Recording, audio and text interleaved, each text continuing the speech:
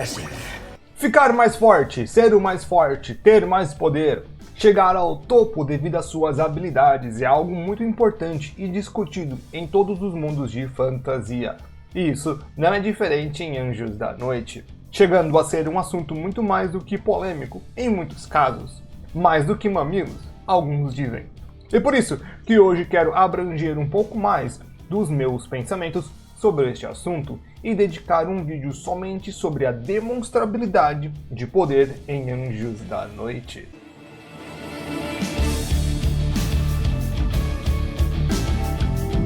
Olá, seres da noite!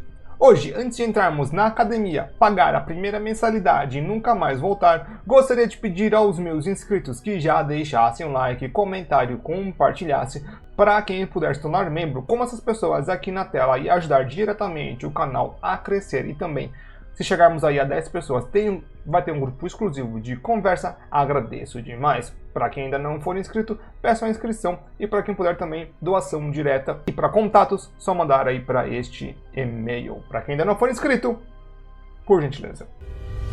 No universo de Anjos da Noite, existem várias criaturas, como vampiros, ritualizados, aprimorados, híbridos, imortais originais, lobisomens e lycans. E todos estes conseguem poder de uma forma um tanto similar, ou pelo menos existe uma grande relação entre todos, que pode ser considerada um método para se ganhar poder. E ainda que exista sim toda uma mística sobre quem deveria ser o mais forte, e às vezes temos que esquecer das nossas emoções e ver que o mundo à nossa frente é bem diferente, e temos que usar as provas para chegar à conclusão, e não chegar à conclusão e depois ver o mundo. Afinal, se pensar assim, apenas o seu pensamento pode ser verdade e tudo que não cabe deve ser mentira, e ninguém sabe de tudo. Se quiser saber quem são os mais fortes de uma forma mais limpa, tem um vídeo sobre isso, assim como explicando todas as criaturas de Anjos da Noite, então só ir dar uma olhada lá. Poder contra potencial. A primeira coisa que temos que pensar aqui é a diferença entre poder e potencial. Potencial seria o quão forte alguém poderia se tornar e poder o quanto tem no momento. O meio mais simples de entender isso é com recipientes. Imagine uma lata de 350 ml. Ela tem o potencial para 350 ml, porém podemos a encher de 0 a 350 ml. Agora, o mesmo com um galão de 20 litros, de 0 a 20 litros, mas o maior potencial de líquido é no de 20 litros. Claro que os imortais podem sair de seus potenciais atuais, mas precisam de algumas coisas, e vamos ver mais sobre isso durante o vídeo. Vamos então a como estes conseguem ficar mais fortes e quais são os métodos demonstráveis.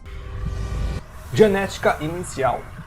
Uma das primeiras coisas que temos é a genética. Ela tem uma grande influência em tudo o que acontece neste mundo. Afinal, a origem de todos os imortais vem de uma anomalia chamada de Corvinus Strain. E esta é uma das chaves. Eles distinguem sua forma ativa, ativa modificada e inerte. A ativa são aquelas dos imortais originais, como Alexander, e que um dia William e Marcus também foram. Nesta forma, o Strain parece dar poderes para os seus membros, dando um bom potencial, ainda que pareça que o ganho de poder seja mais complicada. A ativa modificada é de William Lobisomem e Marcus Vampiro, que mutaram a anomalia original para algo que tem maior crescimento de poder e que ganha ainda mais potencial para o futuro. E finalmente temos o inativo, que na verdade é o mais poderoso, consegue absorver qualquer coisa e ser colocado em um nível de poder nunca antes visto. Por isso que Michael era tão forte, tinha um Strain inativo e foi infectado com as duas variantes com grande potencial, e o poder dele também era muito grande. Além disso, quando existe reprodução entre as duas espécies de mortais, o fruto é chamado de sangue puro, nunca antes mortal, e este tem uma ativação maior do Strain em seu sangue, por não ter a parte mortal, assim como William e Marcus também tem um tantinho de mortal dentro deles. Então, a genética é uma das maiores responsáveis pelo potencial de um imortal, além de poder ajudar no ganho de poder conforme as outras variáveis. É como se fosse um multiplicador inicial de poder. Então, em vez de você ganhar uma vez poder, você vai ganhar 2 vezes mais poder com o mesmo nível ou com o mesmo tempo de treino. Tempo.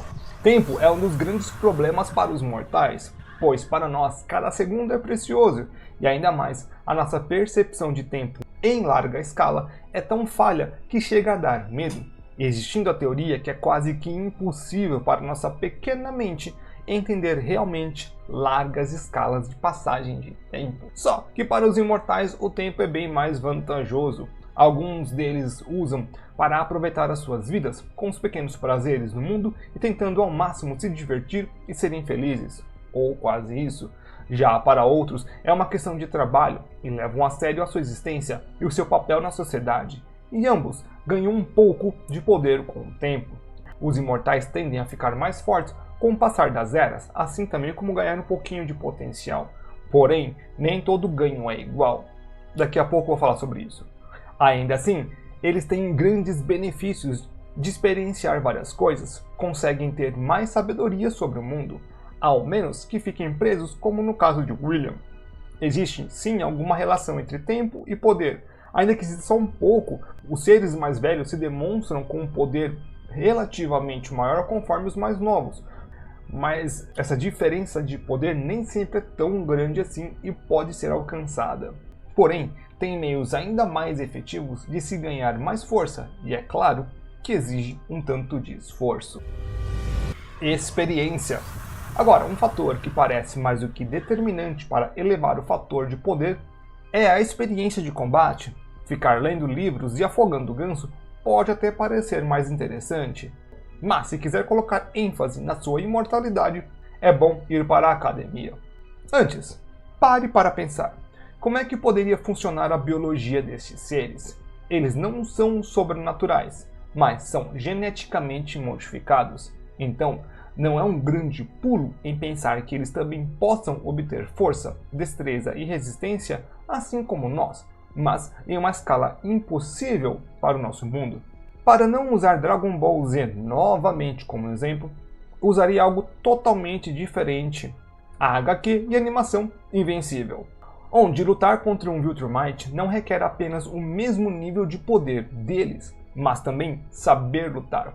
Eu sei que são coisas diferentes, mas estou colocando em perspectiva que existe sim um nível de poder grande e tem bastante habilidade de combate. Vamos colocar em cena Marcus e a Selene, ela antes do seu power-up, sem reclamar de roteiro.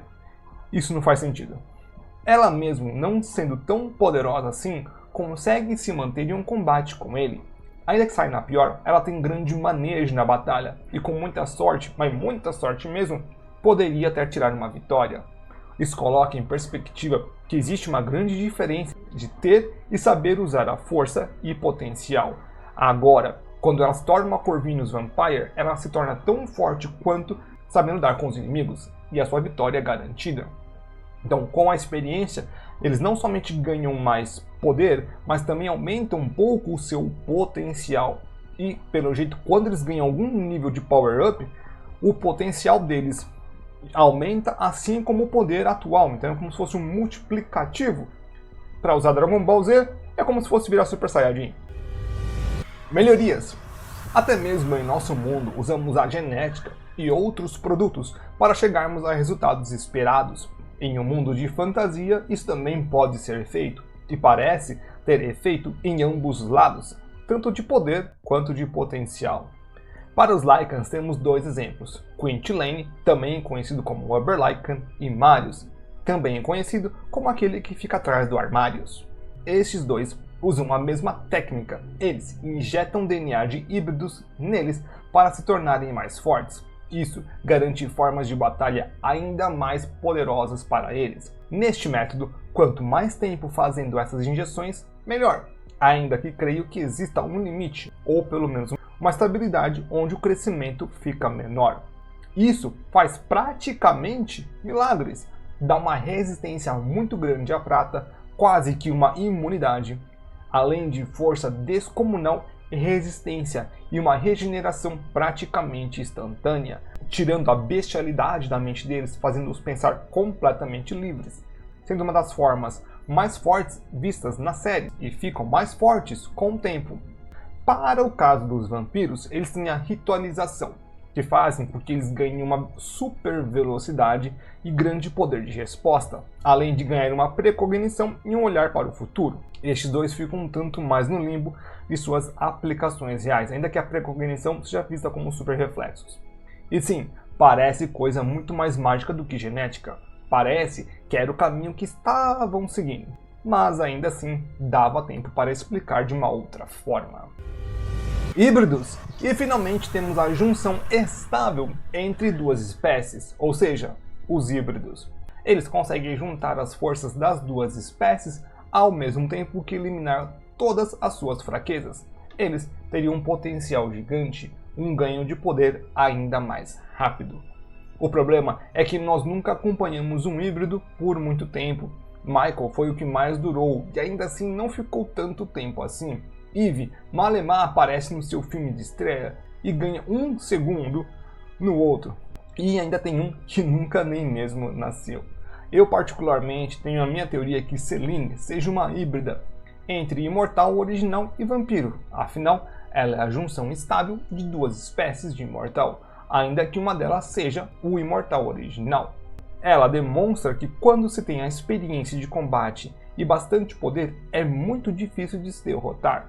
Isso devido a mais de 600 anos sendo uma fanática pelo seu trabalho, finalizando Lycans e lobisomens.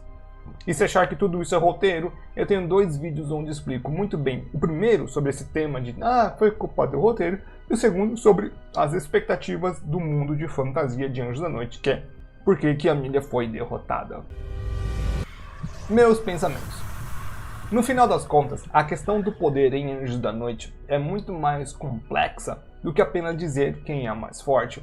Existe uma grande variedade de fatores que influenciam diretamente no nível de poder de cada criatura, desde genética até a experiência de combate, passando pelo tempo de vida e os aprimoramentos que cada um recebe ao longo de sua existência. O conceito de potencial versus poder mostra bem essa diferença. Nem sempre aquele que tem mais potencial será o mais forte no momento. Isso explica porque personagens que deveriam ser superiores podem acabar sendo derrotados por guerreiros mais experientes e preparados. Ter um potencial absurdo não significa muito se você não souber como usá-lo, e esse é um dos aspectos mais interessantes da franquia. Além disso, a diversidade de métodos para alcançar um novo nível de poder faz com que cada personagem tenha um caminho único para crescer. Alguns evoluem com o tempo, outros precisam de experimentos e aprimoramentos, enquanto outros simplesmente treinam e acumulam uma experiência de batalha. Isso torna o universo de Anjos da Noite ainda mais rico e dá espaço para debates e teorias sobre quem pode chegar ao topo. E mesmo que existam personagens com habilidades praticamente imbatíveis, como os híbridos e os imortais originais, a narrativa sempre coloca desafios que tornam um confronto cada vez mais interessante. Não basta ser forte, é preciso saber usar este poder no momento certo. No fim, poder sem controle é inútil e potencial sem esforço não significa nada. Anjos da Noite mostra que força vai muito mais além de números ou genes, é um conjunto de fatores que precisam estar alinhados. Se tem algo que aprendemos com Selene e outros é que, independentemente de sua origem, o que realmente define a sua força é o que faz com ela. É isso aí então, meu povo, agradeço demais para quem chegou até aqui, para quem não chegou aqui e não está ouvindo, eu também agradeço, mas se você chegou aqui, então deixa aquele like, comentário, se inscreve no canal, por gentileza, contemple a possibilidade de se tornar membro, como essas pessoas aqui na tela, para me ajudar e ganhar aí outros benefícios, tá? Vai ser tipo, né, acúmulo. Chegou a 10, vai ganhar grupo, sei lá, aí quando chegar a 10 eu vou pensar em outro negócio, para chegar a 100 vai ter um outro benefício para todo mundo, sabe? Até ter todo um bando de membro aqui e a gente ser todo mundo feliz. Vejo todo mundo aí na próxima.